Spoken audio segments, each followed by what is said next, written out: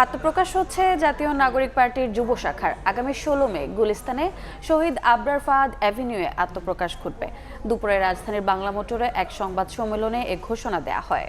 সংবাদ সম্মেলনে এনসিপির মুখ্য সমন্বয়ক নাসির উদ্দিন পাটোয়ারি বলেন, দল গঠনের পর তরুণ শক্তিকে ঐক্যবদ্ধ করার জন্য কাজ শুরু করা হয়। বাংলাদেশে তরুণদের ঐক্যবদ্ধ করে তাদের ভাগ্যের চাকা ঘোরাতে এই সিদ্ধান্ত।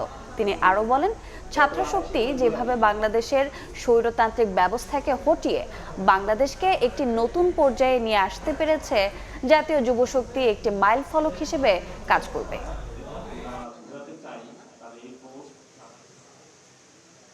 বাংলাদেশকে নতুনভাবে পুনর্গঠন করার জন্য আমাদের জাতীয় নাগরিক পার্টির একটি গুরুত্বপূর্ণ অঙ্গ সংগঠন জাতীয় যুবশক্তি আত্মপ্রকাশ করতে যাচ্ছে আজকে থেকে।